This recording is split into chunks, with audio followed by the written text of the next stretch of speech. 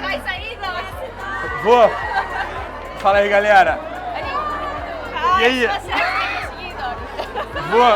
Ih, beleza. Que alegria! Mas é foto. Tira comigo! Tiro.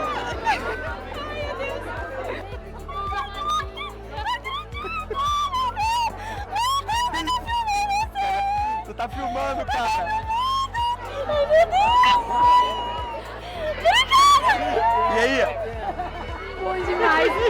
Nossa, nunca vi tanto holofote. Nem eu. Muito obrigada por tudo, viu, Doc? Uma mudança de vida pra Eu que gente. agradeço pelo carinho. Muito obrigada. Eu que agradeço. Deixa eu abençoar. Amém. Obrigado mesmo. É com muito prazer que iniciaremos a nossa última e tão aguardada mesa redonda do Congresso Psicologia e Verdade.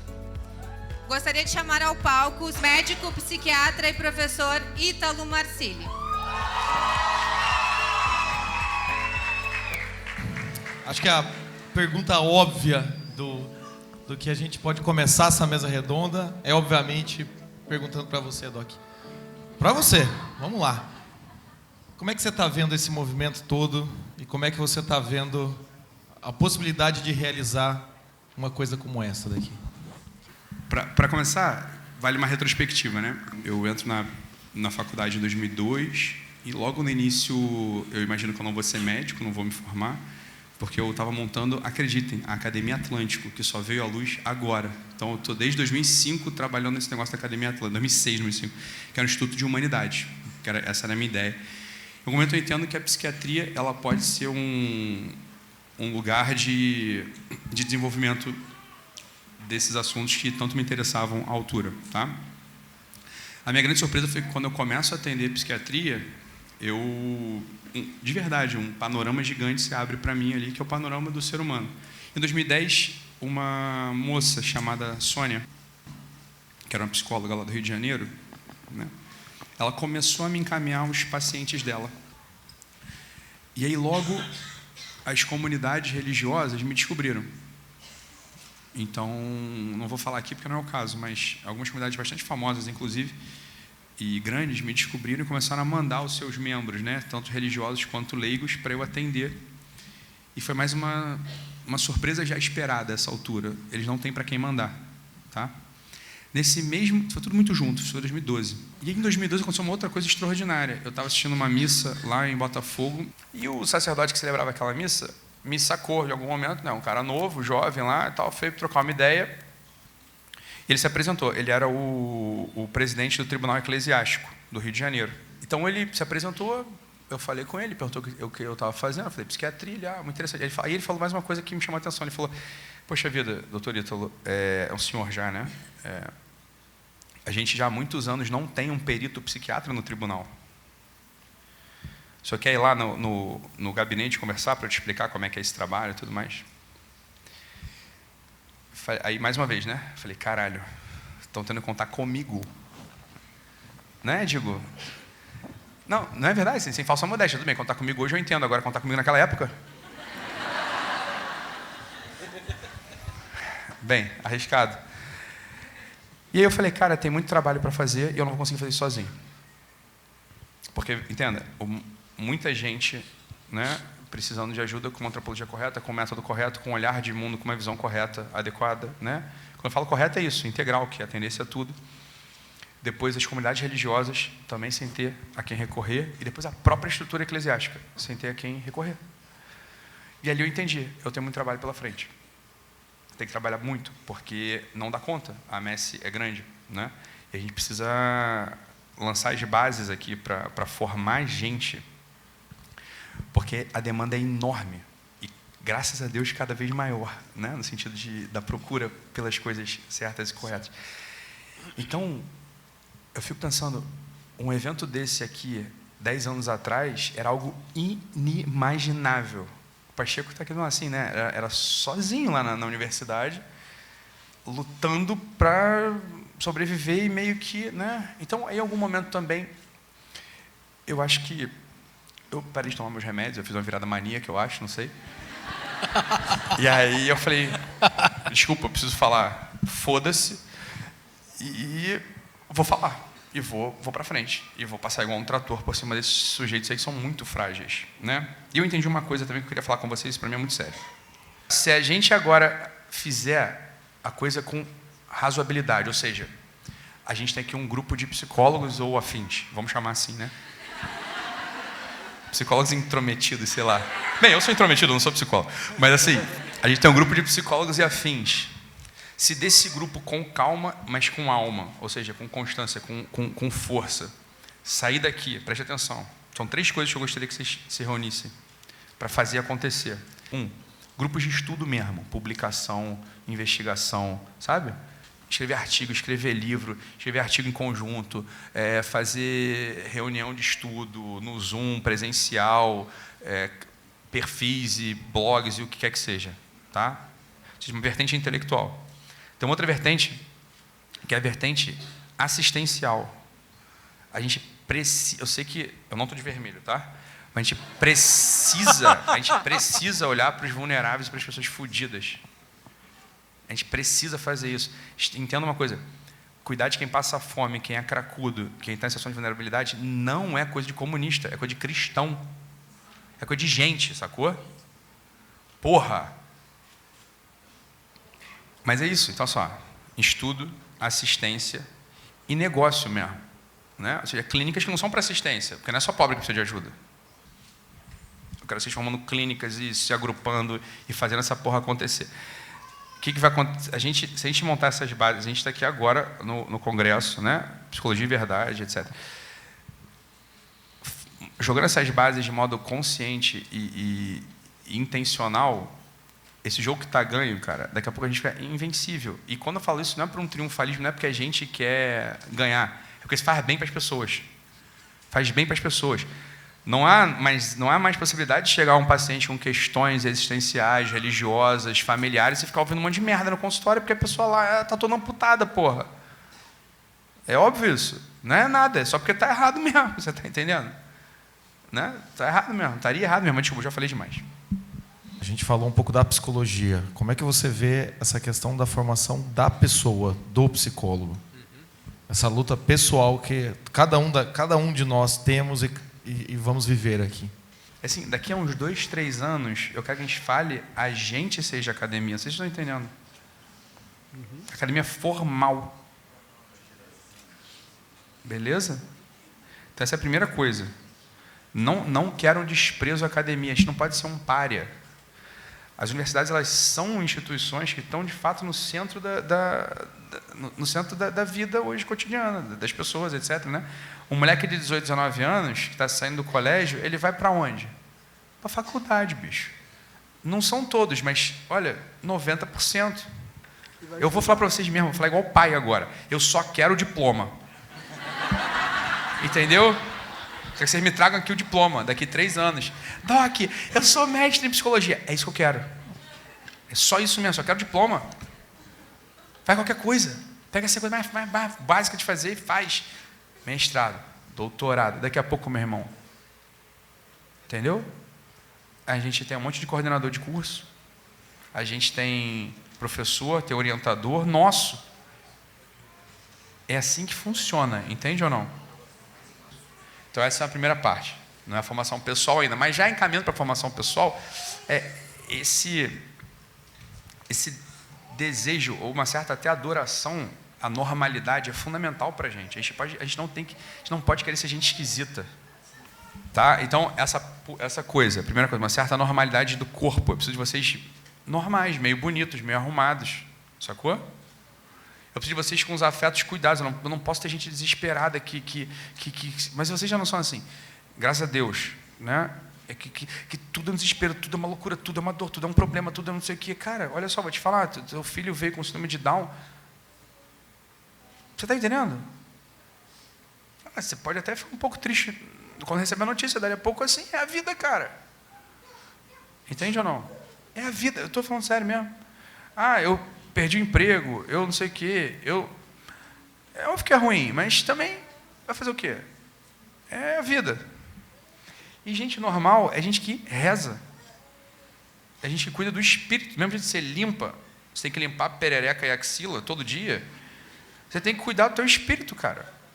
Você tem que limpar o teu espírito. É muito semelhante. A gente é isso, a gente não é um animal. Porque o homem é um animal. Não tem nada de animal, a gente parece mais... Entendeu? Assim, um tatu, que é um animal, parece mais com uma pedra do que a gente parece com um tatu. Não sei se vocês percebem isso, apesar do tatu ser um animal. A gente tem muito pouca semelhança com o animal, para falar a verdade. A gente nem dá para dizer que a gente é animal direito. Eu acho isso uma perversão do cacete, no fundo. A coisa é a seguinte, a gente, portanto, tem que cuidar, obviamente, daquela coisa que faz a gente ser próprio. Qual que é o próprio? Conceito de metafísica básico, né? Assim, qual que é o próprio de cada coisa? O ser humano tem um negócio que é próprio do ser humano. O próprio do ser humano é agir com liberdade, com responsabilidade. Isso é o próprio do ser humano. É o que distingue a gente de qualquer outra coisa. E dentro desse agir com liberdade, tem uma coisa que é própria da liberdade, que é assim, a gente pode voltar atrás, a gente pode se arrepender. E um psicólogo que não cuida desta área da vida com seriedade, né? Ou seja, não faz penitência, não faz oração, não tem vida espiritual, tem que se arrepender, portanto, começar agora, é isso que eu quero dizer. Mas tem que começar mesmo agora. Fala, mulher. Fala no microfone, porque senão a gravação não te atende. Produção, pode trazer o microfone aqui? Produção. Fala, produção. Licença. Eu tenho 19 anos, estou no 3º ano de medicina e gosto de psiquiatria. Só que eu não gosto da psiquiatria que eu vejo no ambulatório. Eu não gosto da psiquiatria que eles me apresentam. Eu gosto da psiquiatria da saúde mental do cuidado da saúde mental que vocês exercem. O que é que vocês, como profissionais, sabendo que psicologia e psiquiatria andam junto, o que é que vocês esperam da próxima geração de psiquiatras? Vou te dizer com muita clareza. Posso começar a resposta? Eu espero que você fizer psiquiatria, você estude psiquiatria.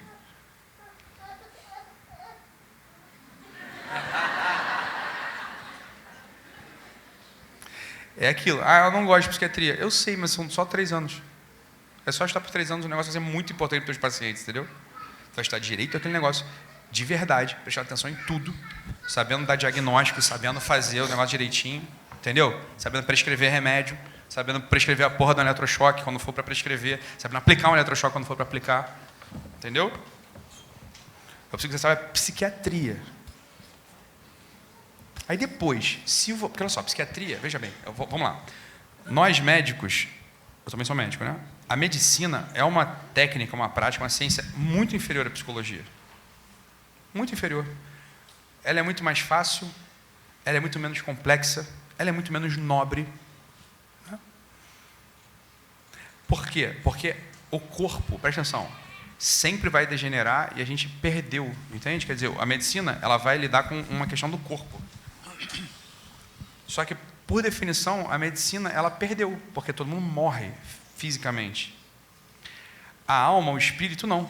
Pode ser que pode ser que algumas pessoas não alcancem a morte da alma e do espírito, mas a vida para sempre. Né? O psicólogo, na sua plena potência, ele está ajudando a que isso possa acontecer. Então, a disciplina da psicologia, ela é uma disciplina que tem uma pretensão de eternidade. A disciplina da medicina, não. Logo, hierarquicamente, a medicina é muito inferior. Ou seja, a medicina se assemelha mais ao mecânico de carro do que a um psicólogo. Então, eu preciso que você estude psiquiatria, medicina, eu preciso que você conheça o menos. É muito simples, entendeu? Como é que é teu nome mesmo? Esqueci, desculpa. Giovana. É muito fácil. Se tu começa de implicância com isso, eu vou dizer o que vai acontecer com a tua vida. Nada. Tu não vai ser nada. Porque tu já está abrindo mão de uma coisa que é fácil.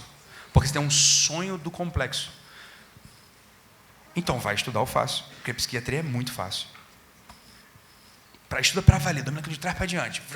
Se formou, ou tu começou a terminar, aí você já está vendo, você já está fazendo aqui, entendeu? Já está...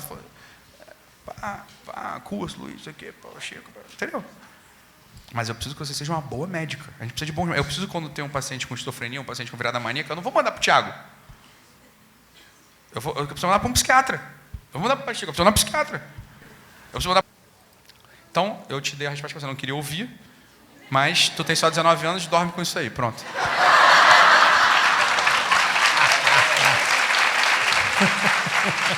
De verdade, fundo do coração, não é nada assim, mas eu queria agradecer mesmo vocês pelo apoio que vocês me deram no dia 19 de outubro do ano passado. Então, que foi quando meu pai morreu, né? Que eu sei que vocês acompanharam e tiveram muito unidos a mim e a minha família naquele momento lá, que foi um momento diferente. Que foi um momento muito bonito, na verdade, ali. Não é loucura falar isso, não, mas que tinham muitos elementos em jogo ali, tá? Em primeiro lugar, tinha o meu pai, que era uma pessoa que eu amo e que era muito alegre, muito presente, muito vivo. Ele era um sol, sabe? Mesmo, faz uma falta danada. Eu choro todo dia, só para vocês saberem, assim, saudade, é o nome disso, no fundo. Não é tristeza, tristeza é uma outra coisa. Eu descobri isso só depois, eu não sabia exatamente no meu peito a diferença de uma coisa e outra. Mas, ao mesmo tempo, eu percebi que vocês estavam muito unidos. Existe uma coisa chamada comunhão dos santos. A comunhão dos santos é uma realidade, sacou? Quer dizer, as almas se conectam, as almas se comunicam, as almas elas estão de fato em comunhão. Isso é verdade. Isso é verdade. Eu sei que foi a oração, o pranto de vocês que deixou a gente de pé naquele dia. E eu não estou falando isso por nada, estou falando isso porque foi. Tá? E eu vou dizer mais do que de pé. Eu não estava me sentindo de pé. Eu não estava me sentindo de pé. Né? Eu estava sendo elevado. É diferente. É muito diferente. Foi muito estranho. Tá? Mas aconteceu um negócio ali, naquele dia. Eu não posso deixar de agradecer a vocês. Tá? Essa mesma coisa, que é uma preocupação real e constante com as pessoas que estão sob a nossa responsabilidade de uma forma ou de outra, isso tem que estar muito presente para todo mundo aqui. Muito presente. A gente não pode deixar, sabe, se abater. Bem, a gente vai se abater eventualmente, mas isso não pode mais ser o nosso dia a dia, entende? Quer dizer, as contrariedades vão vir, eventualmente eu espero que não aconteça. Outro dia, quem que estava com a filha com um tumor no cérebro que se curou ali? Então, assim, as coisas acontecem, você está entendendo? Então, eu estava com a filha, estava com a Laura, estava com um tumor na cabeça e beleza, cara. As pessoas rezaram, a gente rezou e ela está bem, está aí. É isso que eu espero que aconteça com essa família. Talvez seja um pouco exagerado ainda. Um dia a gente vai poder dizer isso. Né? Mas talvez com esse grupo de pessoas juntos aqui. Que tem umas características de família, de algum modo. Né? Tem umas características de família, porque tem amor, tem pai, tem umas características de família isso aqui. Mas eu queria que vocês não se deixassem também, que nessa altura do campeonato eu não posso mais tolerar isso, e agora eu vou falar de modo um pouco mais severo com vocês, tá? Eu não posso tolerar rancor, entende? Intriga, desejo de vingança, sei lá, essas porra no peito de vocês. Não pode. Não pode. Isso tem que acabar. Ah, Ítalo, mas como? Assim, sabe como é que você faz isso? Acabando com isso. Entende ou não? Não tem outro jeito de fazer. Não pode. Não pode. A vida ela é mesmo muito curta. O tempo que a gente tem nessa terra é pra gente ganhar o céu. Não sei se vocês já entenderam essa porra. É pra gente ganhar o céu. Então, guardar vingança. Ó, eu vou falar pra vocês uma coisa que eu não vocês estão gravando, eu peço que isso não vai para lugar nenhum. Tá? Dia 16 de agosto agora, foi aniversário do meu pai. E por essas brincadeiras de Deus, foi exatamente o dia da audiência.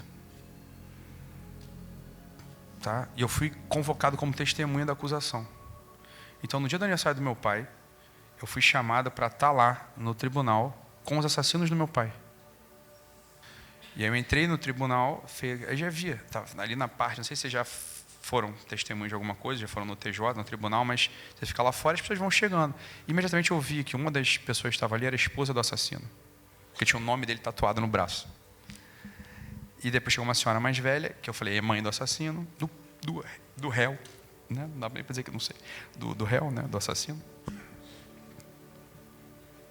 E quando eu entrei lá para dar o testemunho, a primeira coisa que o juiz falou, e foi o juiz que falou, a promotora também, mas o juiz falou assim, doutor Ítalo, o senhor se opõe a que os réus estejam aqui na sala? Ou seja, eu tinha a opção dos réus, do assassino, do comparsa, não estarem lá na sala. Né? E era uma sala muito pequena, tipo, eu estava aqui, os assassinos estavam ali. Né? E imediatamente eu pensei, eu falei, olha, esses sujeitos eles estão presos há quase 1 ano, estão dentro da cadeia, não estão sendo bem tratados. Né? Como é o que se espera, né? São 2 assassinos, estão sendo tratados como animais, porque se comportaram como animal. Só que são duas almas, você está entendendo? Você está entendendo isso ou não? São duas almas, quer dizer, Deus não os criou para serem condenados para o inferno. Não importa o que eu deseje ou o que as pessoas desejem, importa o que Deus quer. Deus tem um projeto de salvação e amor para cada criatura nesse mundo. Entendeu ou não? Então, quando aqueles dois demônios dão um tiro na cabeça de um homem inocente, eles cometem um pecado mortal de estruturar uma família. Eu vou te falar, 19 de outubro, o dia que meu pai morreu, é um dia que não acaba. É muito estranho, é um dia que não acaba. Esse dia está sempre presente. Tá? Aqueles dois demônios deram um tiro na cabeça do meu pai. Um deles deu um tiro na cabeça do meu pai, o outro ajudou. Só que não importa, é isso que eu queria que vocês entendessem, não importa. Importa é que Deus criou aquelas duas pessoas para amar o filho dele e ir para o céu. Você consegue entender isso ou não? Consegue entender isso ou não? Aí eu pensei e falei, olha, esses dois demônios, os dois bichos, eles estão há 1 ano presos, sendo maltratados. Eles vão ficar mais 25 anos presos. A chance deles receberem alguma palavra ou ouvirem alguma voz de amor é muito baixa. E foi só por isso que eu pedi. Eu falei, não, não me opõe, pode deixar os dois entrarem aqui na sala. Eu queria que eles ouvissem a minha voz, você está entendendo ou não? Assim, eu não... O juiz perguntava, eu respondia, mas eu queria que eles ouvissem assim... O que é a voz da dor? De uma dor não revoltada, mas de uma dor profunda. Você entende que assim, não pode ter espaço no nosso coração para vingança, para essas coisas, cara.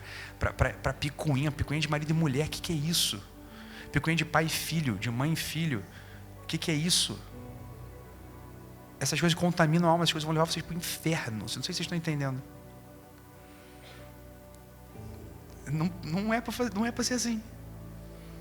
Né? Acabou o depoimento. Eu me levantei, falei 2 palavras com os dois lá e fui embora. Assim, rezando a Deus para que aqueles 2 demônios se convertam e para que Deus não se entristeça, entendeu? Porque mais 2 filhos dele foram para o inferno. Eu não vou dar um empurrão para eles ir para o inferno, eu quero que eles se salvem. Dá para entender isso ou não? Quer dizer, agora falando do ponto de vista nosso, pessoal, assim, tem que se livrar dessas coisas do peito agora, hoje. Não pode ter espaço para isso no nosso peito. A gente não está aqui. Eu quero muito que vocês repetissem sério mesmo dentro do coração de vocês, que vocês não estão aqui para brincadeira, nem por brincadeira, entendeu? Você não pode ser criancinhas a vida inteira. A gente não pode ser criancinha a vida inteira.